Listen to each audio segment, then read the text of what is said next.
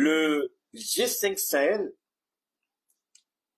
est mort d'une belle mort par un pays soi-disant pauvre, enclavé, désertique, sous sanction et sous pression terroriste.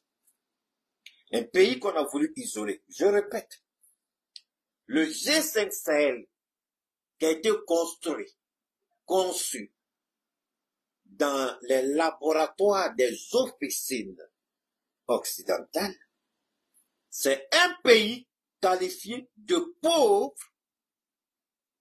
d'enclavé, désertique,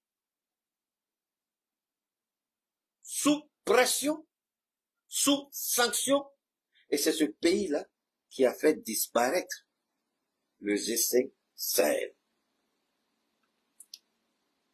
Certes, c'était un accord militaire, mais le G5 Sahel avait les mêmes objectifs ou a les mêmes objectifs ou avait pensé avoir les mêmes objectifs que l'UMOA. Quand la France avait décidé de nous donner une indépendance, le président dont tous les Français se glorifient avec le nom et la stratégie en le qualifiant de stratège politique, le général de Gaulle, il est le concepteur de toute cette ruse et cette malice française qu'ils ont maquillée sous le couvert d'indépendance. De Gaulle n'a jamais voulu donner l'indépendance aux pays africains. L'Europe est une vieille femme à la ménopause. Rien de bon ne peut sortir encore. Tout est asséché, tout est fermé, tout est fini, tout est caduc. Rien de bon ne peut sortir des entrailles de l'Europe en termes de ressources naturelles.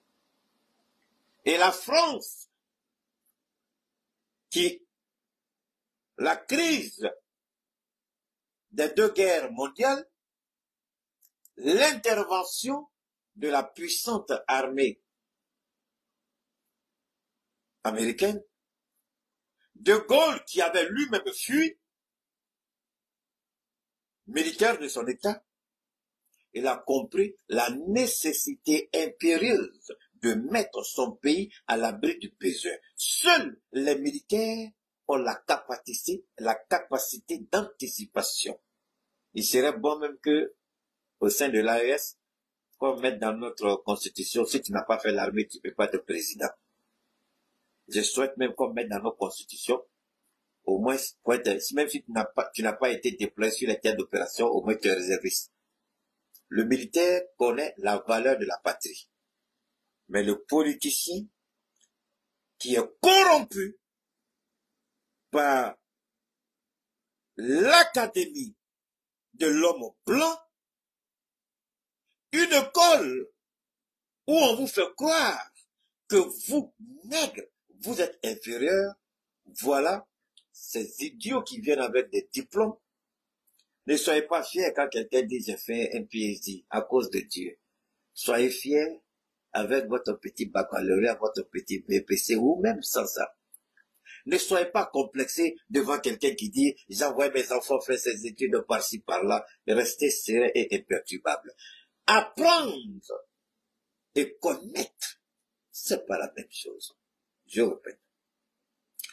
Dieu est en train de vous gâter aujourd'hui. Oh. Dieu est en train de vous parler. Je ne sais pas à qui Dieu parle, mais Dieu parle ici. Là. Apprendre et connaître, c'est pas la même chose. Quelle est la différence? Vous allez apprendre chez les hommes. Et Dieu lui-même vous fait le don de la connaissance. Vous comprenez que vous ne serez jamais, jusqu'à la fin du monde, jamais vous ne serez pareil. Il aura besoin de ces réflexes d'étudiant, de ces réflexes des bouquins qu'il a lus, des exercices qu'il a fait, des devoirs qu'il a réussi. Il aura les réflexes des questions auxquelles il a répondu juste. Mais toi, qui as la connaissance, tu ne réfléchis pas. C'est spontané. La connaissance devient ton ADN. La connaissance devient ton réflexe. Mais le réflexe ne te pousse pas à le chercher, puisque ce réflexe-là est déjà ta connaissance. Elle est en toi. Tu meurs avec, personne ne t'a donné, c'est Dieu qui t'a donné. C'est la différence entre apprendre et connaître. Aïe, aïe, aïe, aïe. Ça, j'aurais souhaité être devant des étudiants dans un amphithéâtre. C'est pas vrai. Souvent, ces choses-là arrivent, tu comprends même pas, mais allons-y quand même. Alors donc, De Gaulle a compris que la France n'a rien. Et sans ces colonies, il n'y a plus de France. Puisque la Révolution française, les expéditions, l'âge de la lumière, de la connaissance, les explorations, les découvertes de nouvelles terres, les richesses de ces terres, et ils se sont rendus compte que on a la connaissance chez nous, mais on n'a pas les ressources qu'il faut pour mettre cette connaissance-là au service de nos concitoyens. Est-ce que je parle à quelqu'un ici, là? C'est là les Américains disent, preach, my man! Ah non, c'est pas ça. Man, you gotta preach today. We want to hear something from God. Believe me, I'm gonna preach today. Eh? You're gonna hear something from me. Not only me, by the grace of God, God's gonna use me to say something. We're gonna listen to something, and we're gonna learn a lot today. More and far more. Sit down and listen carefully, please. On a la connaissance théorique, et cette connaissance, on est allé en Afrique d'abord, en Égypte. Les mathématiques, l'astrologie, la science, la physique, tout ce que vous connaissez, c'est en Égypte. Puisque l'Égypte faisait partie du programme de Dieu depuis toujours. Avant le Christ, l'Église a été, avant le Christ, l'Égypte a toujours été le point focal de là où Dieu voulait s'arrêter et puis lancer son offensive dans le monde. Il a préparé le terrain avec Abraham, avec tous ceux-là, mais c'est l'Égypte qui devait être la rampe, c'est ça, une rampe? Ouais, la rampe de lancement de son programme pour le monde.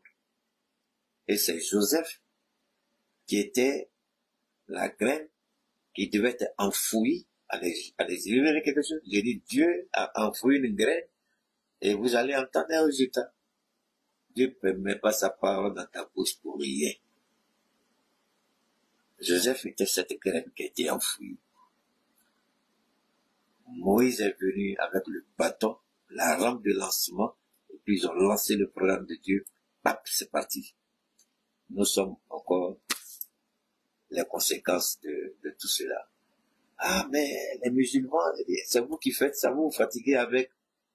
Moi, je parle de Dieu. Vous parlez de religion. Dieu n'a pas enseigné les religions aux hommes. Il a enseigné aux hommes comment le connaître. Et c'est les hommes qui ont transformé ça en religion. Dieu n'a jamais enseigné la religion, mais sa parole et sa connaissance. C'est pourquoi il dit,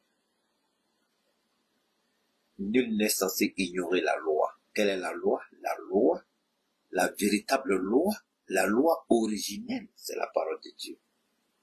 C'est pas la loi du droit qu'on voit là. Non. Les gens ont ramené ça à la loi du droit. Mais la loi, c'est la parole de Dieu qui est la loi. Ça veut dire la droiture, la justice, l'équité, la probité, la moralité. Hein?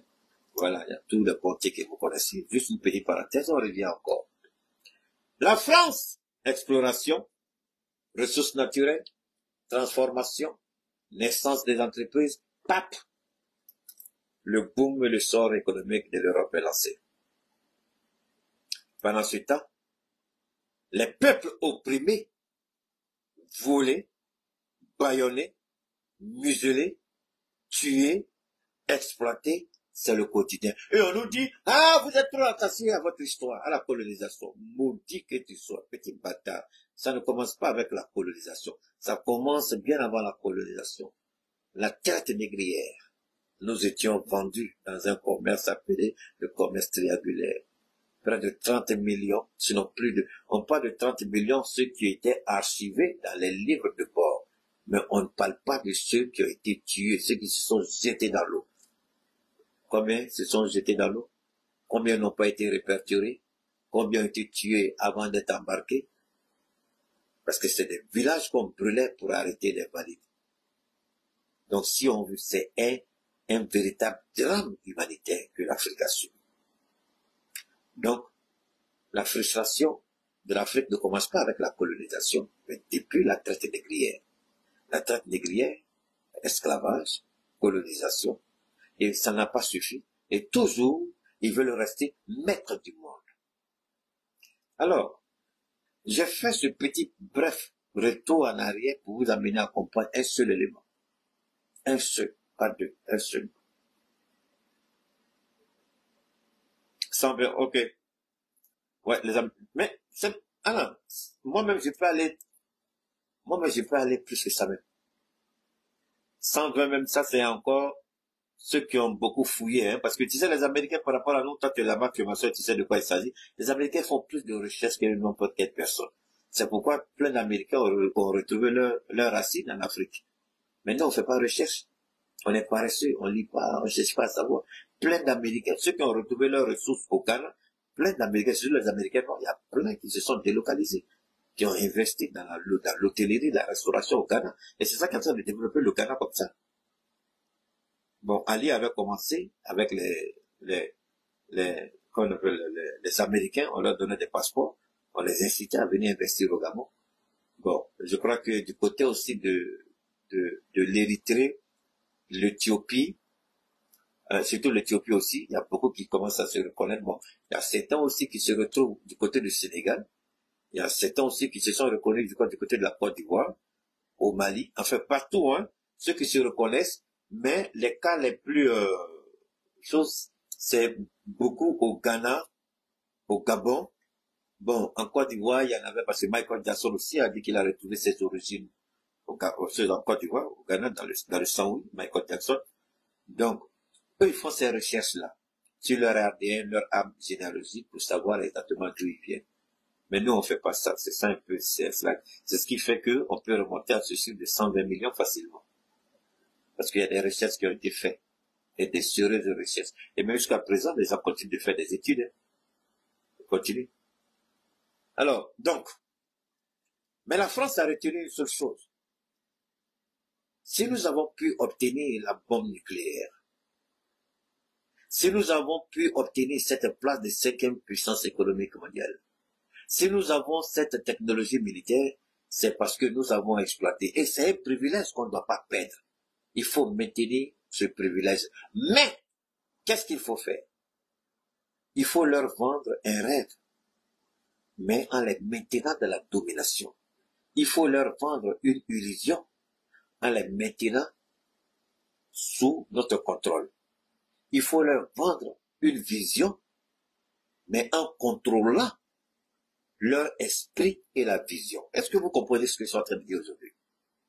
C'est un peu trop élevé, hein, mais on va break down les revenus, ok? Je répète. Il faut leur vendre une illusion. Et l'illusion a été vendue à 2 étapes. Il y a une 3e étape qui est en train de se mettre en place. Salut à toi, Babou, comment vas-tu? Donc, j'espère que vous suivez, d'accord? Il faut leur, je répète, cette partie-là est fondamentale. Il faut leur vendre cette illusion, mais contrôlons leur esprit et contrôlons l'illusion. Est-ce qu'il y a un garçon au monde, né d'un homme et d'une femme, qui peut s'arrêter devant moi, fils de Gauss Keita de Mariam Diallo, le babou de Dieu, de dire que l'impérialisme ne contrôle pas la vision qu'elle nous a vendue, c'est-à-dire l'indépendance, droit de l'homme, liberté, tout ce que vous connaissez, mais il contrôle le narratif de la vision et il contrôle notre esprit en faisant quoi? En nous enseignant les fondamentaux qui nous permettent de ne point chercher ailleurs, mais à partir des éléments académiques que eux-mêmes nous donnent, ce sont ces éléments-là que nous utilisons pour comprendre. Donc déjà, ils ont capté notre esprit, il contrôle notre esprit. À partir des instruments académiques, on ne peut pas réfléchir en dehors de leur instrument. Quand on réfléchit, vous devenez anarchiste, vous êtes ceci, vous êtes cela. Voilà comment ils nous ont contrôlés. Et voilà comment ils contrôlent notre esprit. Et cette vision qui nous ont miroité, une vision qui nous ont vendu. Ce n'est pas une vision, c'est une illusion qui nous ont vendu. Et l'illusion, on se berce avec, on se blague avec les instruments de jugement académique que eux, ils ont mis dans notre tête. Parce que tant qu'on ne fera pas sortir ça, Dieu merci qu'il y a longtemps j'ai formaté pour moi et puis c'est fini. Merci Clem, il y a longtemps. Au nom de Dieu, quand les Américains s'arrêtent de ne pas me parler, souvent les gens me disent, Kita, tu n'as pas peur quoi? Alors, ouais, je suis là. Pourquoi? Pourquoi? On vit une seule fois. Comme on le dit. En fait, l'existence, c'est une existence, mais il y a plusieurs vies. Il dit, alors, pourquoi vous voulez? Pourquoi y avoir peur? Depuis là-bas, moi j'ai appris à démissionner et à dire non quand ça ne m'arrange pas. Souvent je dis non et puis je ne sais même pas quel boulot j'ai à avoir. Souvent je dis non, vendredi je claque la porte, samedi je vais en boîte, et puis lundi on m'appelle, on me donne un autre poste plus important, alors que quand je claquais la porte vendredi, je ne savais même pas, et puis je ne m'inquiétais même pas. Ce qui était dans ma tête c'est d'aller en boîte, prendre ma voiture, oublier même que j'ai quitté le boulot. Et puis le lundi, à ma grande surprise, on dit, il y a longtemps tu es venu faire application, on cherche à te dire, il faut venir. Ah, si c'est pas Dieu qui peut faire ça. Mais moi, je faisais ça. Au nom de Dieu, je claque la porte, et puis dans la même semaine, j'ai un double boulot, plus important que la sienne. Quand vous ne connaissez pas qui vous êtes accroché à cette illusion. Et moi, chaque fois en venant vous parler, mon objectif, c'est de vous amener à vous libérer de cette illusion. Merci beaucoup. De cette illusion. C'est-à-dire que chacun retrouve sa capacité. Et puis après, on a dit non. Au début, ça va te fatiguer. Au début, tu vas croire que c'est la fin du monde. Mais je te dis, ce n'est pas la fin du monde. À un moment donné, il y a un seul élément que je peux vous donner. Dieu lui-même va vous donner plusieurs si vous voulez faire l'expérience. Quand vous allez commencer à ressentir la paix du cœur, quelles que soient les difficultés, quels que soient les défis, mais vous êtes serré et imperturbable, c'est que Dieu est en train de faire quelque chose avec vous. Ça, c'est le premier signe que je peux vous donner. Le reste, chacun cultive ça avec Dieu. Quelles que soient les difficultés, ça veut dire le problème est là, mais vous, là, vous ne pensez même pas à ça. Vous êtes devant. Vous n'en faites pas une pression, une inquiétude, des interrogations. Vous êtes assis. On vous regarde, il n'y a même pas que vous avez fait quelque chose, il y a quelque chose qui se passe. Mais vous êtes à l'aise. À l'intérieur de vous-même, vous avez une paix que personne ne peut comprendre. Mais vous êtes content. C'est-à-dire, vous ne pensez même pas à ça. En ce moment-là, vous dites, ah, Dieu a commencé quelque chose d'exceptionnel avec moi. Et là, quand vous atteignez ce niveau, vous avez déjà atteint, vous avez fait un grand pas dans votre collaboration, votre association, votre relation avec Dieu. C'est pas dans les églises ni dans les mosquées. Chacun construit ça personnellement avec Dieu. Et c'est ça qui va forger votre foi, votre détermination à croire à ce Dieu. Parce que faire le mécanisme là, devant tout le monde, s'habiller, aller à l'église, à la mosquée, et puis faire des bêtises derrière là, Dieu va vous brûler à l'enfer. Mais que les gens disent tout de vous. Mais Dieu ne va jamais permettre à ce que celui qui l'a établi et oint soit humilié d'une certaine manière. Ça n'arrivera pas. Les gens vont tenter tout, mais toujours Dieu va vous faire sortir la tête haute. Cela ne veut pas dire que vous n'allez pas faire face à des défis, à des challenges, à des difficultés. Mais chaque fois, il viendra vous inspirer par son esprit comment le prier. Et quand vous commencez cette prière, les choses viennent, vous ne savez même pas comment c'est. L'esprit organise tellement, quand vous finissez, vous me le répétez, vous ne pouvez plus. Vous ne pouvez même pas enseigner ça à quelqu'un. Parce que l'esprit vient par rapport à un travail, il y a un besoin qu'elle a. Lui fait ça. Et quand il finit, il sait que le résultat est là, lui il est parti. Mais toi, il ne faut pas dire que tu as arrêté puis tu as donné à quelqu'un. Non, ça c'est pour toi. Quelqu'un aura sa propre expérience après. Souvent, quand je vois les gens, il faut aller apprendre, voilà, moi, c'est fait ça. Non, non, non. C'est, chacun doit faire ça et puis avoir sa chose à ça. Alors, revenons encore. La France est le sachant.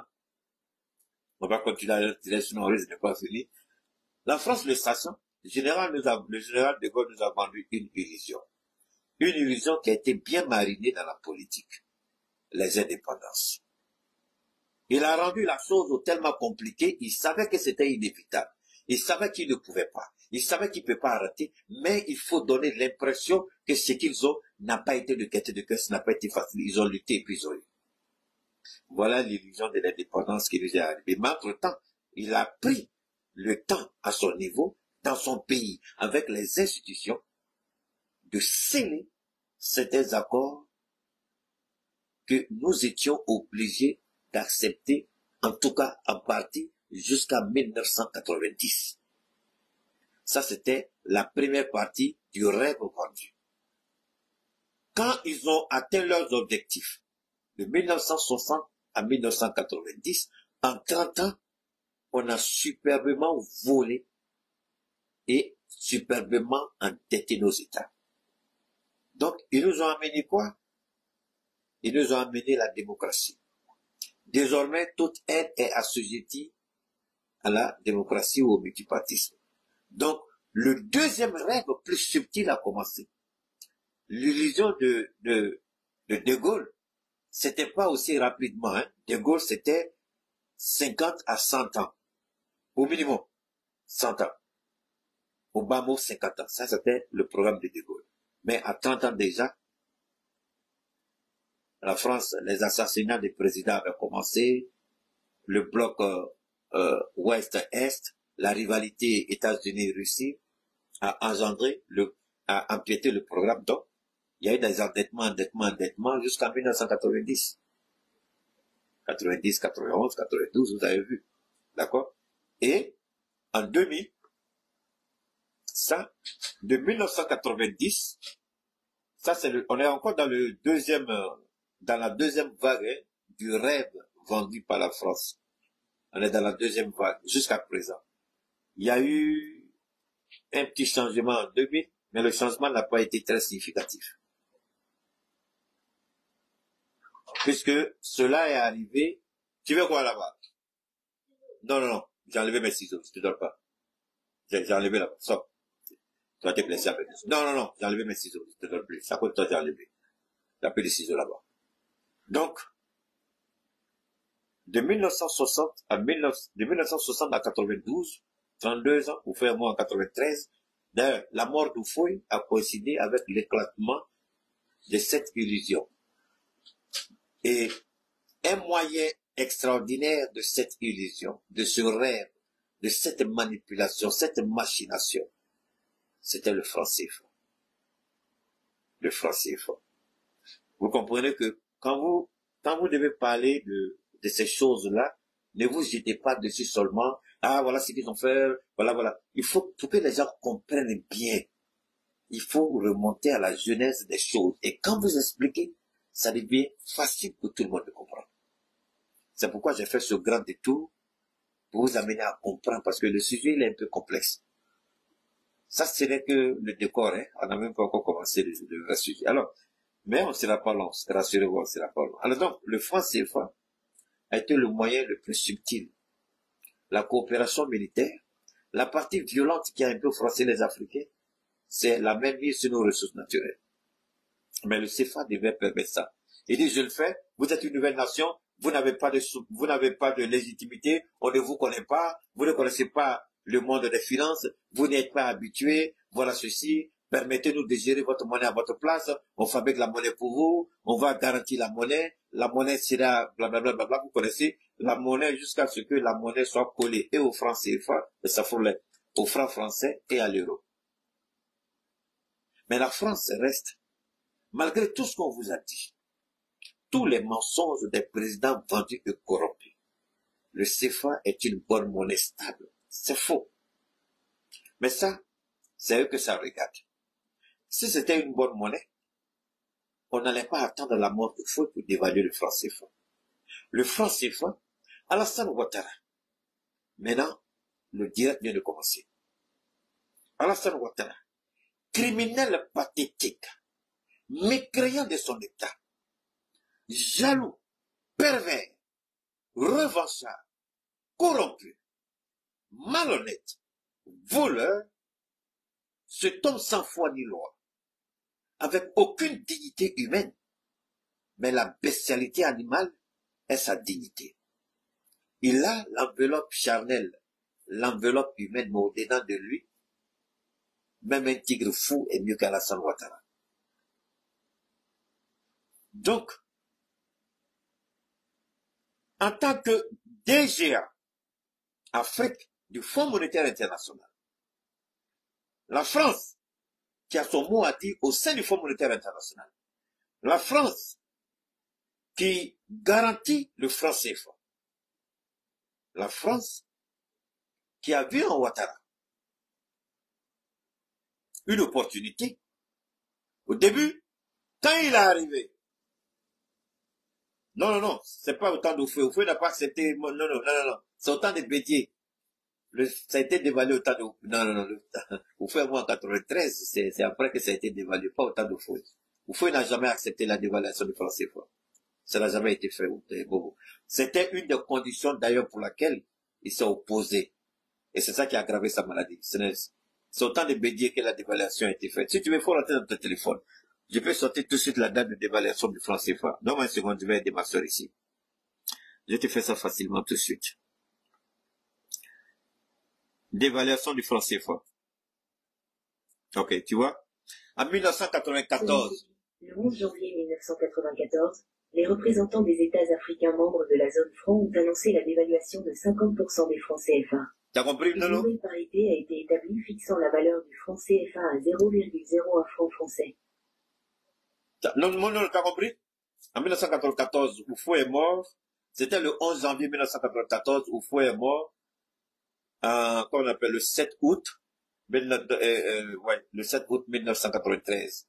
Parce que sa mort a été coïncidée avec la célébration de la fête d'indépendance en Côte d'Ivoire. Donc, tu vois, c'était en 93. Hein? Juste quelques mois après, quoi, ma soeur. C'est pas autant de fou. Il n'a jamais accepté ça. Donc, Alassane Ouattara met son rouleau compresseur avec ses parrains du Fonds monétaire international, qui eux arrivent à convaincre Paris que c'est dans l'intérêt des États africains. Parce que le Fonds monétaire fait des études d'évaluation sur, comment on appelle ça, sur la crédibilité macroéconomique, microéconomique, sur les performances, sur, il y a plein de choses, hein. Donc, et ils sortent leur papier dans le dos des États africains. Dans le dos des États africains, ils sortent un document avec la France, puisque c'est la France qui assure la parité et garantit. Donc, deux rôles. La France dit à ses partenaires, c'est dans l'intérêt de notre économie, pas à 50%, le franc CFA est évalué. D'accord? ce n'est, je le répète, ce n'est pas fait dans le dos de Ouattara. Ouattara repart au Fonds monétaire international quelques mois après, et c'est Bédier lui-même qui signe sa lettre pour qu'il retourne au Fonds monétaire international. Il retourne au Fonds monétaire, et voilà comment il paye les Africains. Donc, au fond, 7 décembre, ok, merci beaucoup. 7 décembre, ok, d'accord, merci beaucoup, 7 décembre, d'accord. Ah oui, c'est vrai, c'est le 7 décembre. C'était le 7 août, mais indépendance, c'était le 7, ils envoient au 7 décembre. Oui, c'est vrai. C'est le 7 décembre, merci infiniment. Alors, donc, le franc CFA subit le premier choc, la dévaluation, sans que les États ne soient préparés. Et on dit, ces États-là sont membres d'une organisation qu'on appelle Union économique monétaire ouest-africaine. Écoutez très bien ce que je dis. Union économique monétaire ouest-africaine, UMOA. Et nos réserves d'or sont déposées au Trésor français. Donc on n'a aucun contrôle d'une manière ou d'une autre sur notre propre monnaie. Alors quand je vois des petits présidents ratés, pervers, vendus et corrompus jusqu'à la moelle, qui vont brûler en enfer, dire que le CFA est une bonne monnaie. Alors, que les présidents africains aient le courage de dire à la France, d'accord, notre or là, pardon, est-ce qu'on peut aller regarder un jour? Quand Donald Trump est arrivé au pouvoir, il a dit, on dit, il y a combien de tonnes d'or? 400 tonnes d'or, je crois, de l'or, ils ont l'or un peu partout, hein. Mais, il y a une certaine quantité, il était curieux, il dit, il veut aller regarder ça.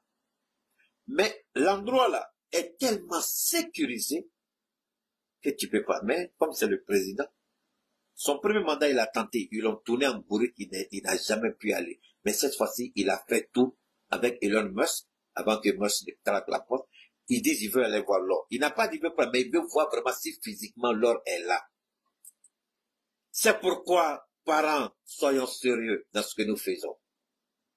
À un moment donné, ceux qui ont la responsabilité de gérer notre patrimoine financier, on a le droit, ne serait-ce que de contrôler. Mais depuis on a déposé notre or là-bas, quel président africain, d'Oufoué jusqu'à Mobutu, non, Mobutu n'était pas avec nous. L'autre aussi, Touré n'était pas avec nous. Mais d'Oufoué à Lamizana, à Nomoro Keïta, là c'était franc malien aussi, jusqu'à Moussa Traoré, qui est rentré dans le CFA. Alors d'accord. Tous ces présidents-là, Bongo, Tchad, d'accord, Congo, Centrafrique, aucun président africain n'a eu à dire une seule fois. J'ai demandé au Trésor français, j'ai demandé à mon ministre de l'économie et des finances d'écrire au Trésor français, d'écrire au ministère de l'économie et de la France que je vais aller voir et vérifier physiquement l'or, notre or qu'on a déposé, l'or du Burkina, l'or du Mali, l'or du Niger, on veut aller voir si ça est là. Aucun président jusqu'aujourd'hui n'a dit ça. Donc c'est sur quoi? On parle sur la base d'une confiance aveugle. Confiance sur quelqu'un qui vous ment, qui vous trompe, qui vous menace, qui vous trahit. Ça c'est quelle confiance? Alors moi, au lieu d'envoyer nos ministres là dans financement de développement, blablabla, pourquoi vous n'envoyez pas les gens pour aller contrôler l'or du Mali, du Burkina, du Niger en France? On va aller contrôler la situation de notre or, si notre or est toujours disponible. Moi, je mets tous les pays africains au défi. Vous allez trouver zéro, comme Donald Trump est parti. Zéro, même pas un gramme d'or. Tout a disparu. Fouetté. Ou bien, ils sont partis. L'or, combien de centaines de tonnes d'or là, à Betourna, aux États-Unis, ils appellent Fox quelque chose comme ça là. Ça a un nom bizarre. Un coin. Je me demande s'il y a un endroit sur la terre qui était sécurisé plus que ce coin-là. Attends, chérie, grand frère chérie, attends, ça mène Anna, je viens. Attends, petit frère va parler, hein? Attendez, on a qu'à dire la vérité. Donald Trump est parti, hein? Zéro, comment fouille? Fouille. C'est ça qui l'a rendu fou, il est venu d'après les tarifs là, fouetté. Mais en fait, c'est pas le seul. Les Américains, ils ont plusieurs endroits comme ça où ils ont stocké leur or. Mais, ce coin-là, Fox quelque chose comme ça, mais c'est un coin où il y avait plus de quantité d'or. Mais lui, il voulait vérifier. Parce qu'il dit qu'il avait les échos, que l'or a disparu, il ne croyait pas. Mais aujourd'hui, je mets Assimi Goïta au défi. Il n'a qu'à envoyer notre ministre de l'économie et des finances s'il voit 1 gramme d'or du Mali. À qui? Je mets le Niger au défi, je mets le Burkina au défi. Fouille, à te fouiller. Vous n'allez rien voir, il n'y a rien. Donc c'est pourquoi on nous dit, on n'a qu'à demander que la France n'a qu'à nous restituer. Mais la France aurait dû commencer par ça. Quand Macron dit, Fornox, merci beaucoup Moussa Traoré. Merci infiniment pour le nom. Quand Macron dit, le français va, mais celui qui veut qu'il vienne, qu'il sorte. Mais c'est pas à lui de dire à un État souverain de rentrer ou de sortir d'une union monétaire. Il est trop petit. S'il le dit déjà cela, montre à suffisance qu'il y a un malaise véritable qui est là. Ça veut dire, au lieu de dire, ah, nous on est prêt à restituer, au lieu de dire, on est prêt à restituer votre or à tout moment. Mais c'est pas ce qu'il a dit. Celui qui veut partir n'a qu'à partir. Je vais partir pour laisser mon or, pourquoi? Mais c'est pas là que tu dois commencer, parce que c'est à cause de notre or que vous... Donc, il dit, votre or est disponible. Vous pouvez le vérifier à tout moment, l'or est là. Vous voulez prendre, venez prendre, vous partez, c'est terminé. S'il avait dit ça il y a longtemps, tous les Africains avaient déjà pris leur or. En français, zéro. France, c'est fini. Alors, je vous donne quelque chose que le monde n'est pas prêt à vous donner. Tout le monde parle, mais les gens n'ont pas cette... C'est pourquoi j'ai tout à l'heure, avant de parler, j'ai fait la différence entre apprendre l'apprentissage académique et le don de la connaissance. C'est pas la même chose. L'apprentissage académique ne vous amènera même pas sur ce terrain. Mais le don de la connaissance, le don de Dieu, vous permet de voir ça avec facilité. Et depuis les gens parlent afin de s'effacer. Montrez-moi une personne en quelques secondes seulement. Ce qu'on vient de dire là, si on vous a dit ça. Je ne m'en vante pas, mais je suis fier de pouvoir partager ça avec vous. Vous avez besoin de ça. Je continue de parler. Donc, on continue, hein. Macron n'a jamais dit, votre or est là, venez prendre quand vous voulez. Il n'a jamais dit ça. Mais ce n'est pas aujourd'hui où la France est endettée jusqu'au cou. Même la France préfère déclarer la guerre à tout pays africain qui veut aujourd'hui parler de son or. Parce que l'or n'existe plus. Or là, ça a disparu. À Tala. À Teitouni. Notre or là. À Tei. Je répète. Faites capture. Envoyez partout. Et partagez partout dans le monde. L'or des Africains n'est plus au trésor français. Ça a disparu. Et si la France veut qu'elle porte plainte contre moi et apporte la preuve physique que c'est l'or des Africains là, ça est toujours au trésor français. On va vivre la même expérience que Donald Trump. Vous n'allez rien trouver. Il n'y a plus rien là-bas. Ils ont tout volé. Ils ont tout détruit. C'est pourquoi le franc CFA, le deal de Ouattara à Macron, voilà un élément. Ouattara sait, Macron sait. Il y a longtemps, Macron aurait pu faire à Ouattara ce qu'il a fait à Christian Marc Kaboré. Il y a longtemps, Macron aurait pu faire à Alassane Ouattara ce qu'il a fait à Philippe Tshisekedi. Pourquoi il ne le fait pas? Posez-vous cette question. Pourquoi il a Amadou Ouattara? Malgré les bêtises de Ouattara, malgré l'entêtement de Ouattara, Macron est dans l'obligation d'Amadou Ouattara. Parce que Ouattara sait trop de choses que Macron ne souhaiterait pas voir sur la place publique. Ouattara sait qu'aucun pays africain n'a son or encore disponible à l'état que là est la France. Il sait. Ouattara sait, Macron sait. Donc, le deal qu'ils ont, Macron prie que son mandat arrive à terme à temps. Alors, on continue toujours à si je ne dis pas ça, vous n'allez pas comprendre pourquoi la Côte d'Ivoire aujourd'hui amène une question économique sur le terrain politique. La même Côte d'Ivoire qui a saisi nos comptes d'opération au Mali, au Niger, au Burkina. C'est la même Côte d'Ivoire qui a ordonné au gouverneur de la BCEAO de fermer nos comptes d'opération. C'est la même Côte d'Ivoire qui a dit qu'il faut former des militaires, un contingent militaire, ou en tout cas, il faut organiser une expédition militaire pour déloger Tiani de la présence nigérienne. C'est le même Alassane Ouattara. C'est le même Alassane Ouattara, et c'est le même Alassane Ouattara qui aujourd'hui s'oppose à ce que le Burkina prenne la tête de l'UBOA, l'Union économique monétaire ouest-africaine. Pas que le Burkina, puisque déjà, regardez l'incongruité de cette action de la Côte d'Ivoire. Le Burkina, jusqu'à aujourd'hui, occupe le poste de vice-gouverneur de la BCEAO. Ce poste-là revient au Burkina. Comme le poste de gouverneur de la BCEAO revient à la Côte d'Ivoire. Mais si vous n'avez pas remis en cause ce poste-là qui revient au Burkina, pourquoi vous opposez à ce que le ministre de l'économie et des finances prenne la présidence tournante de l'UBOA? Ça, on va développer. Vous commencez à comprendre ce qui est en jeu. Donc, Ouattara, dans un accord avec Macron, qui n'a jamais respecté en ce qui concerne l'AES, il avait juré ramener Assimi Goïta dans le giron de la France. Au lieu de cela, la France a été chassée du Mali. Il a échoué. Il a tenté une expédition militaire qui a été arrêtée net au lendemain de la fête de la Tabaski. Des mercenaires 49 ont été interpellés à l'aéroport président Modibo Keïta, Bamako Sélo. On a vu beaucoup de choses et le président Goïta est resté ferme sur sa position jusqu'à ce qu'il y ait un jugement. Mais avec ça, ces militaires ivoiriens n'ont jamais été incarcérés, ils n'ont jamais été mis en prison. Ces militaires ivoiriens étaient traités avec respect et courtoisie, je crois bien même dans un camp de la gendarmerie. Ils étaient bien logés, ils n'avaient aucun problème. Seulement ils étaient désarmés. Passeport retiré, armes retirées.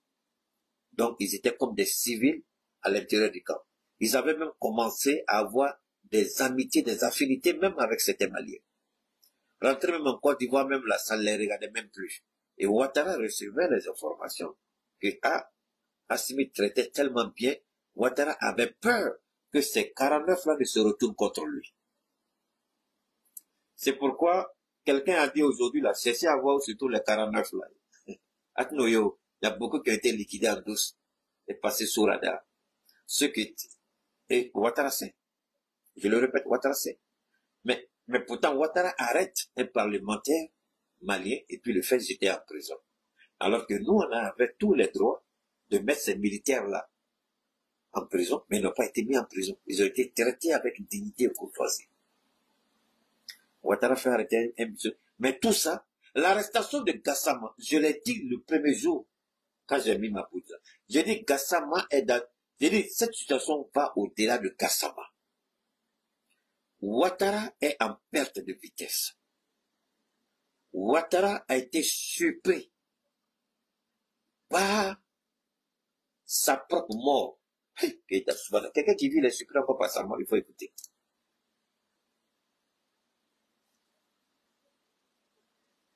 Les diagnostics des médecins ne sont pas bons pour Ouattara. Je répète, les diagnostics des médecins ne sont pas bons pour Ouattara. La situation qu'il croyait sous contrôle, une situation politique qu'il avait créée de toutes pièces depuis 2002 avec l'apothéose en 2011, il a trahi toutes les alliances, croyant qu'il était seul à bord, qu'il contrôlait tout. Il se réveille avec une réalité douloureuse. Sorogio est bien portant, très bien portant d'ailleurs, en très bonne santé et vivant aux portes de la Côte d'Ivoire, entre le Ghana, le Mali, le Niger et le Burkina. Il va à ses occupations et il va bien. Ça, c'est une menace psychologique pour Ouattara, quelque chose à laquelle il n'avait jamais pensé tout le temps qu'il voulait tuer le monsieur. Croyant avoir détruit politiquement Laurent Gbagbo, Gbagbo rentre avec euphorie, avec tremblement, avec puissance et force en Côte d'Ivoire et se repositionne sur l'échiquier politique en Côte d'Ivoire. Et Ouattara n'a pas autre choix que de composer avec lui. Alors il se retrouve face à ces deux pires ennemis qu'il croyait avoir déjà enterrés. Son passé le rattrape. Népotisme, clientélisme, corruption, vol, escroquerie, détournement, pillage de ressources. Et ça, le pouvoir qui vient, il se rappelle déjà que Ousmane Sonko et son frère Diomaye ont fait un travail extraordinaire au niveau du Sénégal. Un audit a été fait à tous les niveaux et dans tous les ministères. Ce qu'ils ont découvert, les chiffres ont été falsifiés. Le Sénégal est plus endetté qu'on ne pouvait l'imaginer. Et le Sénégal n'est même pas à mesure, s'il ne prend pas des décisions rapides, le Sénégal ne pourra plus payer sa dette. C'est pourquoi, et le président et le premier ministre, ils sont dans cette offensive économico-diplomatique. Surtout, ils savent que le seul pays qui peut investir des milliards et des milliards sans gêne, c'est la Chine. c'est pas la France, c'est pas les États-Unis. Parce que ces pays-là sont tombés. Ces pays-là sont en faillite. Ces pays-là sont en perte économique de vitesse. Les Américains ne peuvent rien financer chez quelqu'un aujourd'hui. Les Français ne peuvent rien faire chez quelqu'un aujourd'hui. Donc, il n'y a que la Chine, la Russie, la Turquie et certains autres pays de la monarchie du Golfe qui peuvent se permettre de faire des investissements colossaux dans certains pays. L'Égypte vient de signer avec la Russie la construction d'une centrale nucléaire. Et l'Égypte va payer cela sur, 25 à 30 ans. Une des plus grandes centrales nucléaires énergétiques, je veux dire. L'Égypte a signé ça avec la Russie. Après le Mali. Et ce sera payé entre 25 et 30 ans. Et moi, c'est ce qui me gêne un peu dans notre communication ici. Avec l'Égypte, j'ai le prix, j'ai le coût et la durée du paiement.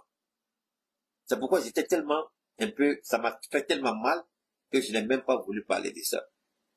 J'ai tout le document avec moi. Comment l'Égypte a négocié.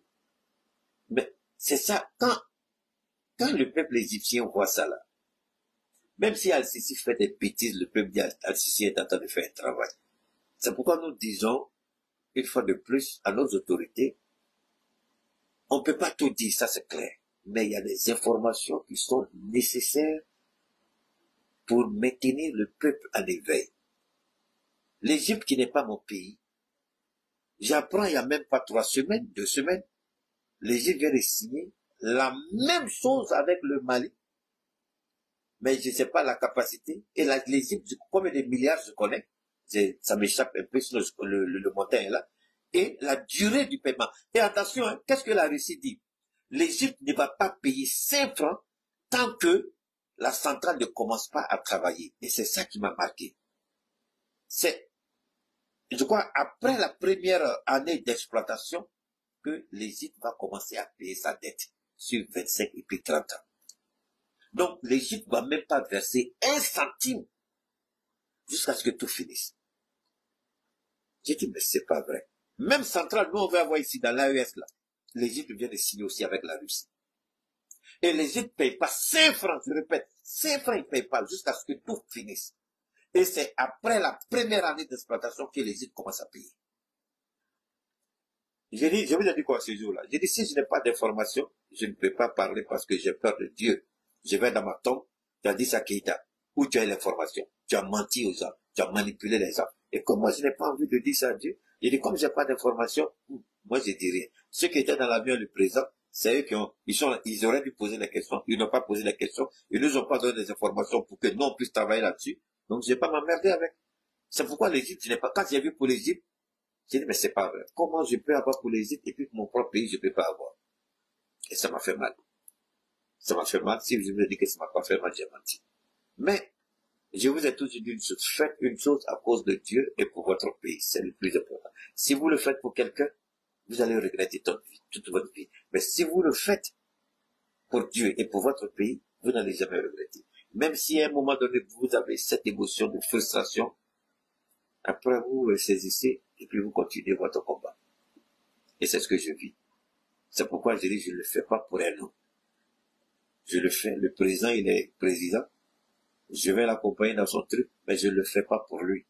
Je le fais pour Dieu et je le fais pour mon pays, je le fais pour mes enfants, je le fais pour les enfants de ce pays-là. Parce que et le président et moi, nous allons tous passer, mais le Mali va rester. Voilà pourquoi j'ai cette vision, non pas sur une personne, mais sur l'avenir de mon pays, de notre espace. Donc, maintenant, Ouattara, on va raccourcir, Ouattara, le Burkina se prépare, parce que ces choses-là ne se passent pas comme ça aussi pour parler un peu comme Charles Blé Goudé. Ces choses-là se passent comment? Vous faites les consultations. Je veux être, ou bien le Burkina va présenter un candidat à la présidence de l'Ivoire. Et le Burkina commence à contacter les pays membres de l'Ivoire pour dire qu'il souhaiterait prendre la tête de la présidence. Maintenant, vous trouvez, comme c'est pas beaucoup de pays, je crois que c'est 7, c'est ça, 7 ou 8. Donc, vous tombez d'accord. Mais, il y a 2 pays qui ont un poids économique important, qui ont leur mot à dire. C'est la Côte d'Ivoire, c'est le Sénégal. Et il s'est trouvé que la Côte d'Ivoire, dans la Ouattara, pas les Ivoiriens, mais le gouvernement ivoirien est en train de torpiller l'idée du Burkina de prendre la tête tournante de l'UMOA, la présidence tournante, au motif qui n'a pas été clairement évoqué, mais qui laisse croire, des tensions entre les 2 pays, 2, la mission qui lui a été confiée. Donc, le rejet, l'opposition de la Côte d'Ivoire, de voir le Burkina occuper la présence de l'UMOA, répond à 2 besoins. Le premier, cette tension aux frontières entre le Burkina et la Côte d'Ivoire, cette accusation portée par le président Ibrahim contre les autorités ivoiriennes est un élément qu'il ne faut pas négliger. 2. Ouattara miroite toujours devant Macron et ses partenaires qu'il a toujours une carte à jouer. Alors, maintenant, le fait que la Côte d'Ivoire veuille s'opposer au Burkina, pour que le Burkina ne puisse pas, si je peux me permettre, pour empêcher le Burkina d'accéder à la présidence tournante de l'UMOA. Quelles sont les implications? J'ai dit tout à l'heure que nous avons tendu un piège et que Ouattara est tombé dedans. C'est pourquoi je dis, il faut instaurer dans nos constitutions que pour être candidat à la présidence, soit il faut avoir été militaire, soit il faut avoir fait le service militaire, soit il faut peut-être être un réserviste, mais ayant déjà fait la formation militaire pour avoir l'amour de la patrie. Alors, nous sommes prêts. La Chine nous pousse depuis longtemps. Ça aussi, c'est une révélation que je vous fais.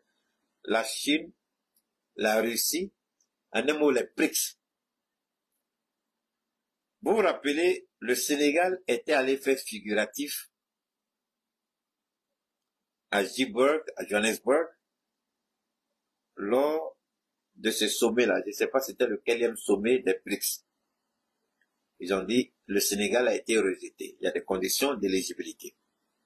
Mais voilà le Sénégal qui n'a aucune souveraineté monétaire, qui est soumis à une garantie monétaire soutenue par la France, adossée à l'euro. Alors que dans les BRICS, on veut que tous les pays puissent avoir cette souveraineté monétaire et ne pas être soumis au chantage des sanctions occidentales.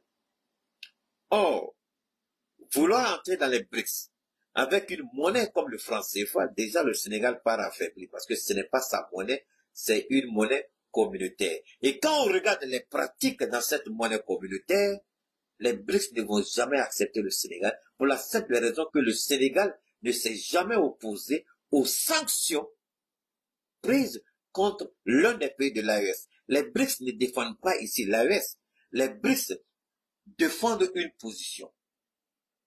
Cette monnaie coloniale est inféodée. Cette monnaie coloniale est un moyen de domination, alors que les BRICS ne veulent aucune monnaie de domination associée. Le Sénégal se trompe. Le Sénégal ne sera jamais accepté dans les BRICS. Dites ça que moi je dis à Ousmane Sonko. Si le Sénégal est accepté dans les BRICS, moi je maudis les BRICS de ma bouche. Parce que le Sénégal ne remplit même pas les 1/10 des conditions. Le plus fondamental, c'est l'indépendance monétaire. Le Sénégal ne l'a pas. Vous ne l'avez pas. Quand la France dicte sa loi, vous fermez des comptes d'opération de pays sanctionnés par la France, l'Union européenne, l'impérialisme. Mais les BRICS ont suivi de près, de A à Z, ce qui s'est passé avec le Mali, le Burkina, le Niger, avec la BCEAO. Les BRICS, ils savent ça. Alors, vous croyez que les BRICS veulent une monnaie pourrie, une monnaie coloniale à leur sein? Les BRICS vont jamais accepter ça. Ils ont dit, moi je me rappelle, quand Nathalie Yamb on lui avait posé la question du rejet du Sénégal. Elle dit, mais attendez, elle avait été invitée à participer au panel. Elle dit, mais attendez, vous voulez que je vous dise que le Sénégal peut se censurer? Est-ce que le Sénégal a sa monnaie? Le Sénégal a une monnaie, quoi? Une monnaie coloniale, le franc CFA. Est-ce que le Sénégal contrôle le taux directeur? Est-ce que le Sénégal contrôle ce qu'on appelle la politique monétaire? Est-ce que le Sénégal fait ceci? Est-ce que le Sénégal fait cela? Non. C'est la France qui se gère de tout ça. Est-ce que le Sénégal dispose aujourd'hui de son propre or? Est-ce que le Sénégal a sa propre banque centrale? Non. C'est une banque centrale affiliée. Donc, il y a tous ces éléments-là il y a tous ces éléments techniques que les experts regardent. Awa Dombelo sait très bien de quoi je parle. Les gens regardent, mais c'est Sénégal, c'est la deuxième tentative. J'ai vu parce que cette fois-ci, c'est Bassirou qui a dit. Macky Sall, à son époque, à Johannesburg, en Afrique du Sud, ils ont rejeté la candidature du Sénégal. Et Ousmane et son frère Bachirou, ils disent, ils se préparent, ils veulent rentrer dans les BRICS. Mais vous n'allez pas rentrer dans les BRICS avec cette monnaie coloniale. Parce que les BRICS même encouragent les pays, et d'ailleurs,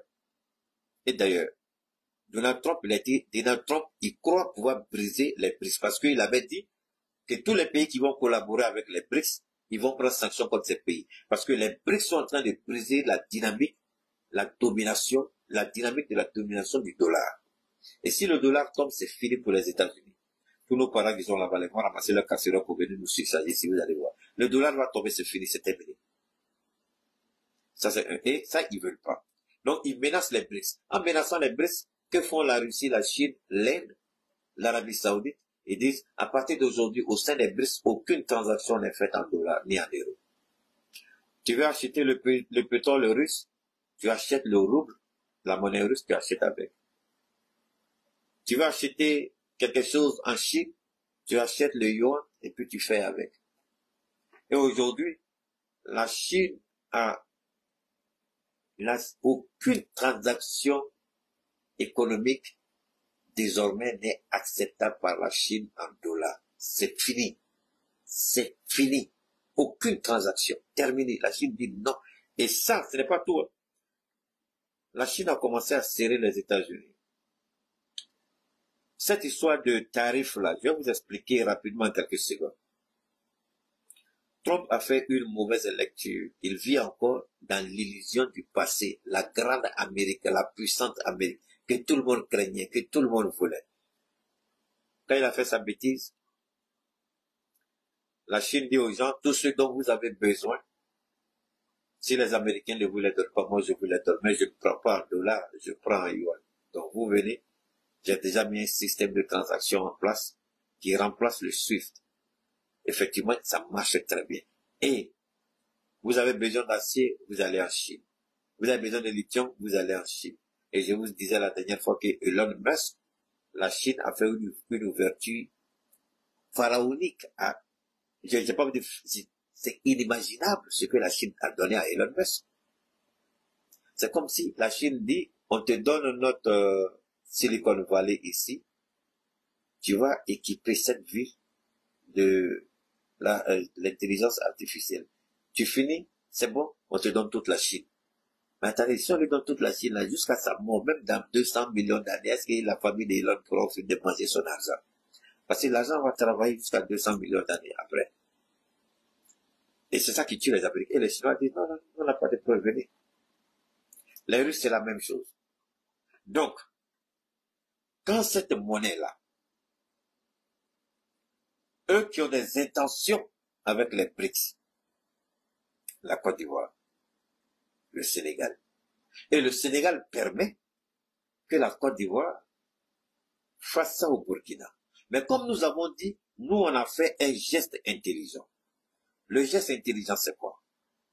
C'est oser demander quelque chose que nous savons qu'ils vont nous refuser. Moi, je n'ai jamais entendu le Mali depuis que Assimi est au pouvoir, je n'ai jamais entendu que le Mali a voulu être à la présence de l'Ivoire.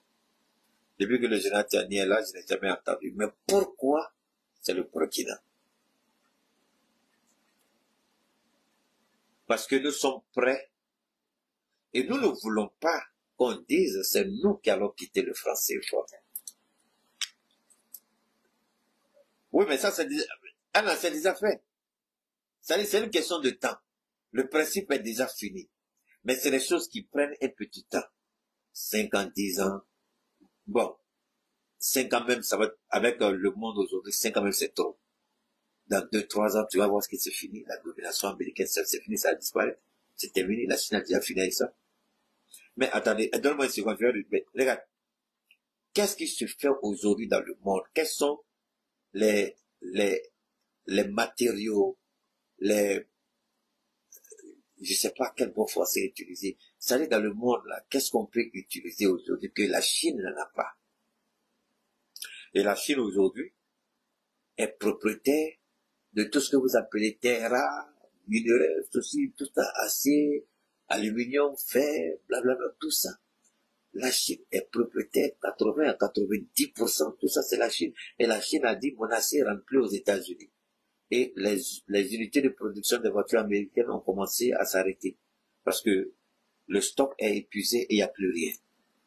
Et l'Amérique commence à sentir ça. Ça, ce n'est pas tout. Les touristes qui allaient, les touristes, ils ont arrêté. Les touristes ne vont plus. Donc, perte. Et l'Amérique est en train de perdre gros et balèze. Vous croyez que c'est pour rien que Trump dit, on va plus donner des armes à l'Ukraine? Ils disent oui, c'est parce que notre stock même est comme ça. Non, non, non. Ils ont encore des stocks, mais l'Amérique ne pourra plus financer cette guerre. Parce que la liquidité va commencer à faire défaut. Et quand nous disons ça, nous ne le disons pas parce qu'on a envie de le dire. Moi, je parle sur des faits. Je parle à partir des chiffres. Je parle à partir des éléments établis. Et aujourd'hui, la Chine est le seul pays qui peut faire mettre les Américains à genoux. Et curieusement, l'Asie qui devait suivre, que fait l'Asie? Le Canada rafle aujourd'hui tout le marché asiatique. Donc, cette histoire de tarifs-là, de Trump, il croyait que les gens, il a dit, je crois, il dit, il va imposer, mais les gens normalement, devaient, sur le mois de juillet, je crois que c'est le 9, 11 là, je crois, les gens devaient venir pour discuter, mais personne. Les gens ne se bousculent même plus. Parce que les gens Trump a été traité comme un vulgaire petit débutant. Un vulgaire petit, il n'a pas compris. Les gens lui ont dit, oh, donne-nous un peu de temps, on va discuter, on va tomber d'accord. Mais les gens cherchaient une possibilité où ils peuvent se réapprovisionner, où ils peuvent envoyer leurs produits. La Chine dit, amenez chez nous. Le Canada dit, amenez chez nous. Les Européens disent, amenez chez nous. Donc, oui, mais les fermiers là, ils ont commencé à détruire aux États-Unis. Les fermiers ont commencé à brûler leur production. Ils ne peuvent plus vendre. Leur production partait en Asie. Ils n'achètent plus. C'est les Canadiens qui vont là-bas. Parce qu'ils disent qu'il y a un fou qui est là. Donc, eux, ils veulent... Vous savez, les économistes, les économistes peuvent vous dire, s'il y a une chose que le marché ne veut pas, c'est la volatilité. Ça veut dire les prix qui bombent du jour au lendemain, le présent fout bien. Donc, aujourd'hui, les marchés financiers voient Trump comme étant un fou. Donc, comme eux, c'est l'investissement, et que Trump ne comprend pas ce que c'est que l'investissement, eux, ils vont investir ailleurs, le temps qu'ils retournent ses esprits. Maintenant, qu'est-ce que les gens ont fait? Ils ont trouvé une solution palliative avec le Canada, la Chine, la Russie. Le Japon qui voulait même pas entendre parler de la Russie, aujourd'hui, le Japon a signé des milliards de contrats avec la Russie. Donc, la Russie revient en force sur la scène internationale. Les Américains, avec leur effet des tarifs, l'exagération, l'autosatisfaction, la blague de Trump, il a été pris dans son propre piège. Et les gens sont en train de négocier des petits deals de gauche à droite, le temps de se réorganiser parce que l'arrêt brutal va te... Maintenant, lui, il se vante, il dit le marché américain est compétitif. Oui, c'est vrai. C'est vrai. Mais si le marché américain est compétitif, un seul pays peut me donner 200 millions de dollars, d'accord, comme bénéfice. Mais j'arrive à trouver 10 pays qui peuvent me donner 1000 milliards de dollars. Mais pourquoi je vais regarder 200 millions de dollars d'un pays et puis laisser les 10 pays qui peuvent me donner 1000 milliards de dollars? Alors je vais là-bas. Et c'est parce que les gens sont en train de se réorganiser, se redéployer sur l'ensemble du globe. Donc le monopole américain est en train de disparaître. Comme l'a dit ma soeur tout à l'heure. Effectivement, j'ai vu ça. J'ai suivi le documentaire. Les gens sont en train de brûler leurs récoltes. Parce qu'il n'y a pas place pour garder, ils ne peuvent pas vendre. Et il y en a qui sont en train de basader leurs terres, leur matériel agricole. Il y en a qui sont en train de vendre. Il y en a même qui sont en train de sortir de ce business de fermier là. Parce que ce n'est plus rentable. Trump a gâté le business. Et c'est ce que les Américains vivent. Et ça, ce ne sont que les effets préliminaires. Attention, la Chine n'a pas encore dégainé. Parce que quand la Chine va dégainer, et que les Américains vont s'asseoir devant leur port, bateau ne vient pas, avion ne vient pas. C'est là que Trump va comprendre. La grande gueule, il y a la limite à toute chose. Donc, c'était la petite parenthèse. Et revenons rapidement au Burkina. Les BRICS, je le dis, regardent ce que Ouattara et la France sont en train de faire. Et le mutisme coupable du Sénégal qui veut intégrer les BRICS, ils regardent, ils observent. Voilà pourquoi je dis le Sénégal s'est grillé. Bon, pour le moment, comme il n'y a ni déclaration officielle, ni de la part de la Côte d'Ivoire, ni de la part du Burkina, mais nous savons tous qu'il n'y a pas de fumée sans feu. Mais je l'ai dit tout à l'heure aussi, c'était une stratégie. C'est une stratégie pour nous. Et je le dis, je le maintiens. Sur 7 pays, si 3 pays sortent, soyez d'accord, ne soyez pas d'accord, il y aura une dévaluation. Et les gens pensent aujourd'hui, nous, et j'ai beaucoup apprécié cette stratégie de nos militaires présidents. Ils ont laissé un moment, on a tous parlé, monnaie AES, tout est fini, tout est fini, tout est fini. Même quelquefois dans les déclarations des officiels, vous pouvez entrevoir cela. Et puis, on a mis bas la terre. Ouattara dit, ils ne peuvent rien faire, ils ne connaissent rien, ils vont aller où, ils ne peuvent pas avoir. Donc Ouattara appelle Macron, il leur rassure, tout va bien. Mais entre-temps, nous, on est l'Iran en bas. L'Iran militaire, maintenant, on est l'Iran économique. On a travaillé, sécurisé, fait tout, et puis maintenant, on regarde. Burkina dit, on fait comment? Comme t'as été le plus jeune, il faut sortir. Le Burkina avait la présidence de l'humour. Ouattara sort ses muscles de suite. Le terroriste président, ils sont tous, on ne veut pas. Il n'a pas appris. Il n'a pas appris avec le G5 Sahel à Alassane Ouattara. Donc, il n'a pas appris qu'ils nous ont affamés en fermant nos comptes d'opération au sein de la BCO. Ils n'ont rien appris. Ils croient qu'il faut encore aller avec la force. Alors, le peuple burkinabé, le peuple souverain fait une autre façon de faire la démocratie. Le peuple décide, à travers les assises nationales, de donner la légitimité au président Traoré, une légitimité de 5 ans d'exercice du pouvoir. C'est une autre façon de faire la démocratie.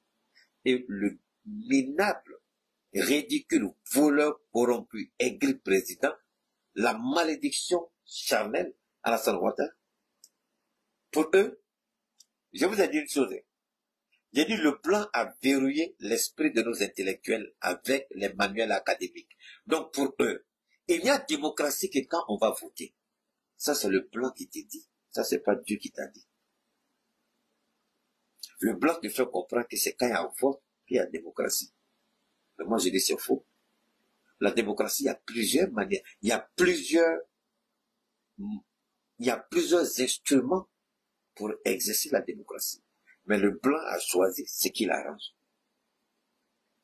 Mais nous, on n'est pas obligé d'accepter ça. C'est pourquoi dans l'AES, on est en train de faire une première expérience de la démocratie qui n'a jamais existé quelque part, mais qui nous ramène dans notre passé historique. Allez-y voir comment Biton Koulibaly, au Mali, premier roi, a été choisi. Quand les Djoula, dans leur intervention, nos jeunes frères, ils parlent de Kalata, l'élection. L'élection n'a pas commencé avec eux, ça a commencé depuis là-bas, depuis l'époque des Biton. C'était un consensus. Les chefs de clan se sont réunis, ils sont tombés d'accord pour faire de lui. Au début, les gens voulaient, ils ont dit par acclamation, il y a eu contestation, ils ont fait élection, une sorte d'élection simple, mais qui n'est pas l'élection que nous connaissons aujourd'hui. Une façon de choisir. Il faut que, si cette expérience marche pour nous, nos États devraient l'implémenter. Cette histoire de retour à l'ordre constitutionnel, élection, tout ça là. C'est pourquoi moi souvent, quand nos autorités parlent, je suis un peu frustré. Parce que je ne me reconnais même plus souvent quand ils parlent. Je ne me reconnais même plus dans leurs propos. Tu vois, par moment, vous voyez les propos qui sont encore, les propos sont encore connectés au petit blanc. C'est le petit blanc qui t'a parlé d'élection. Pourquoi t'as oublié de répéter comme lui? Et moi, c'est ce qui faisait peur les Américains quand j'étais en face d'eux. Ils disent, mais toi, you don't agree with anything. Et si I do, bah, toi, tu ne vas pas me dire ce à quoi moi je dois croire. Tu n'es pas à cette position, tu n'es pas mieux que moi, tu ne peux pas me dire ça, c'est pas possible. Même souvent, mes patrons, c'était difficile. Mais pour finir, ils ont compris, on dit que toi, tu es un homme de principe, mais ce qu'on aime, c'est que tu travailles bien. Et finalement, au lieu que moi, je m'adapte à l'humeur de mes patrons, ce sont mes patrons qui se sont adaptés à mon humeur. Parce qu'ils disent que chaque fois quand ils sont autour de moi, et ça Dieu est témoin, ils disent, il y a cette énergie positive là, ils sont là, ils sont à l'aise, ils se sentent bien, et puis le business, ça va. Donc chaque fois quand ils viennent, ils sont là, ouais, viens t'apprendre à causer, viens on manger. Attention, ce sont des millionnaires. Hein. Mais le gars vient sa culotte, il garde sa grosse voiture, il sort. C'est un millionnaire qui a assis, eh bien. Souvent, tu le provoques, tu dis, si je peux avoir $5 pour acheter une boisson. $5 là, il va dire, j'arrive. Et puis, il donne l'enveloppe, on va te donner 400, $500. Bon, ça c'est des choses, c'est comme ça. Et nous, c'est le petit plan qui nous dit, s'il n'y a pas élection, il n'y a pas de démocratie. Et nous, bêtement, tous, on croit à ça. On ne s'est jamais dit qu'on peut réinventer cette démocratie et l'adapter à notre civilisation. Et nous avons commencé dans l'arrière. Si on a commencé, arrêtons d'aller toujours mettre nos pieds dans le... J'ai pas envie de dire ça, mais faisons beaucoup attention. Alors donc, quand Ibrahim propose, ce n'est pas... Pourquoi vous n'avez pas encore vu une déclaration officielle? Parce que ce n'est pas officiel. Avant que ça soit officiel, vous jetez les pots de banane d'abord. Ça, c'est la stratégie aussi de la diplomatie. Pour voir ceux qui sont contre et ceux qui sont pour. Donc, vous fuitez l'information. Et c'est ce que le Burkina a fait. C'est ce que nos militaires ont fait. Ils ont fait fuiter l'information pour voir quels sont les pays qui vont s'opposer à la candidature du Burkina. Et l'idiot qui se proclame avoir un PhD, la malédiction, lui aussi, on a vu, ils ont parlé, à travers ces hommes, à travers ses ministres, son ministre de l'économie des finances, on entendait à travers les Cabagnali, qui ne sont pas des déclarations officielles, mais des sous-entendus. Où ils vont, si le Burkina veut, ils vont bloquer, ils vont mettre leur veto, ils ne vont pas accepter. Et ça ne s'est pas fait sans le consentement de la France. Maintenant, nous, on voulait une preuve. Nous, on voulait voir s'ils étaient de bonne foi. Nous, on voulait voir s'ils voulaient encore de nous au sein de cette institution, l'UMOA.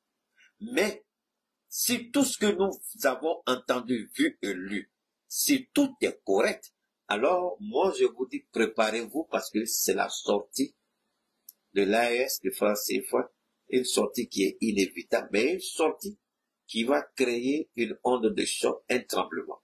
En ce sens que 3 pays qui sortent simultanément, forcément la monnaie sera dévaluée. Et si la monnaie est dévaluée, qui est perdant? Regardez pourquoi nous avons mis l'accent au Mali sur la transformation de notre or, c'est pour soutenir notre économie, c'est pour financer notre économie. Le Burkina, c'est pour soutenir et financer notre économie. Le Niger, au lieu de l'or, on a misé sur l'uranium. Donc, on mise sur des ressources en les nationalisant pour que ces ressources-là soient la colonne vertébrale de notre économie. Donc, quand Ouattara parle, il a été piégé comme un petit garçon qui ne connaît rien. Un jeune capitaine arrive au pouvoir, un jeune colonel arrive au pouvoir, un général arrive au pouvoir, tous novices en politique, jamais fait la politique avant, et ils arrivent à faire bouger les lignes avec une telle stratégie militaire qu'on n'en a compris. Les gens parlent de Ouattara, mais vous ne voyez pas la stratégie militaire qui a soutenu l'idée du Burkina de tenter le terrain. Ça, c'est une stratégie militaire. Pour voir comment l'adversaire va réagir. Parce qu'on sait que Ouattara va s'opposer. On veut voir jusqu'où va la soumission de Ouattara à Macron. Jusqu'où Ouattara veut tuer pour rester au pouvoir. Parce que ça, avec l'arrestation de Gassama, ça fait partie du plan de Ouattara de se maintenir au pouvoir. Vous voyez, je suis le seul à m'opposer à ça. Si je ne suis pas là, ils vont prendre l'UMOA, c'est fini. Ils vont détruire l'UMOA. Ils vont donner l'UMOA à la Russie. Ils vont donner l'UMOA à la Chine. Il faut que je sois là. Et quand Ouattara envoie ses arguments devant Macron, Macron est obligé de lui dire, même si je ne suis pas d'accord, présente n'importe qui tu veux. Mais comme simplement, Ouattara sait qu'il va, quand il va faire sortir son idiot de fils là, avec sa gueule pourrie, ce soulard là de Ténébrahima, ça a posé un problème et dans son propre parti. Si Ouattara savait que Ténébrahima n'allait pas d'un problème, s'il avait Kada, c'est parce qu'il n'a pas préparé la relève. Et je répète, Ouattara s'appuie sur ça pour dire à Macron, si je pars, c'est fini pour le CFA. Si je pars, c'est fini pour les privilèges français. Si je pars, vous allez vous trouver dos au mur. Si je pars, qui va défendre vos intérêts? Puisque aujourd'hui, les intérêts de la France se trouvent. On veut pas, les intérêts de la France sont à l'intérieur du franc CFA. C'est tellement subtilement introduit dedans qu'on ne voit même pas. Mais chaque transaction, comme ce qu'ils ont fait au Mali ici, le fonds de soutien. Le Mali, au moins, c'est clair, c'est net, on voit, fonds de soutien à l'armée, c'est pas ça. À la transition, c'est pas ça. Chaque transaction du franc CFA, la France gagne de l'argent. C'est subtilement, intelligemment, malicieusement introduit dans l'ossature de la politique monétaire de la BCEAO. Donc, même dans ton sommeil, tu envoies ton fils à acheter un bonbon de 5 francs. La France a pour elle dans les 5 francs et ton enfant a donné pour acheter bonbons. Mais nos présidents ont tellement étudié, on leur a tellement fait... Yéri, Alassane, si, même Goïta avait parlé politique, Ouattara va s'asseoir et puis Ouattara va fuir. Parce que quand Goïta va finir de parler, Ouattara va s'asseoir et dire, tiens, moi, tu pensais que je connaissais pas, pardon, président.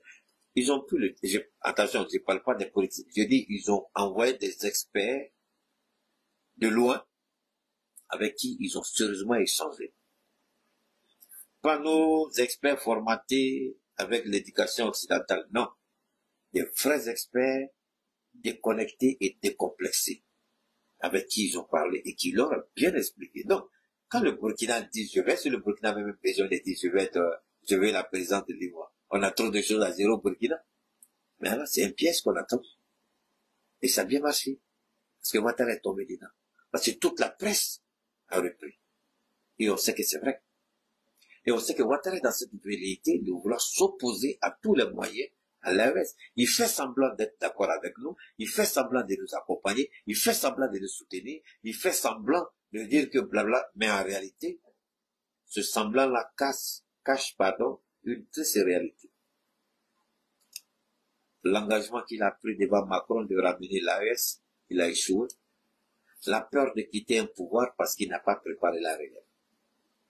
Et créer ce chaos, créer cette confusion, on dit quoi? Diviser pour régner. Diviser pour mieux régner. Donc, créer ce chaos, donner l'illusion qu'il contrôle avec l'arrestation de Gassama, avec le refus de voir Burkina accéder, et dire, tu vois, je n'ai pas encore tout dit, Macron. J'ai encore des cartes à main. Et je peux encore faire le jeu. Donc, il utilise la souveraineté des pays, la vie des gens, pour servir un régime, pour servir une corruption, un mensonge, une trahison, une manipulation pour servir une trahison. Voilà qui est Ouattara. Mais que Ouattara se rappelle, nous avons claqué la porte du G5 Sahel. On peut dire oui, ça c'est vérité. Mais ici, toutes les études, toutes les simulations ont été déjà faites sur la monnaie de l'AES. Et cette monnaie, elle va sortir parce que la réponse qu'on voulait, on l'a obtenue. Donc, si nous, on doit rester dans notre dynamique de 5 ans, aucun des pays de l'AES ne pourra accéder à la présence de l'UMOA tant que, selon eux, on n'aura pas organisé les élections, tant que, selon eux, on ne sera pas revenu dans, comment ils appellent ça là, dans retour à l'ordre constitutionnel, voilà, selon leurs expressions. Donc, voilà, et nous avons commencé à réfléchir déjà au sein de l'AES. Donc, tant que nous, on ne fait pas ce que vous dites, organiser l'élection, retour à l'ordre constitutionnel selon vous, nous, ce que nous faisons là, ce n'est pas démocratie, ce n'est pas ordre constitutionnel. Donc, par rapport à ça, on ne peut pas permettre à aucun des 3 pays d'accéder à la présidence de l'UMOA. Bon, nous on attend une déclaration officielle du Burkina. C'est sur la base de cette déclaration officielle du Burkina que l'AES va se prononcer.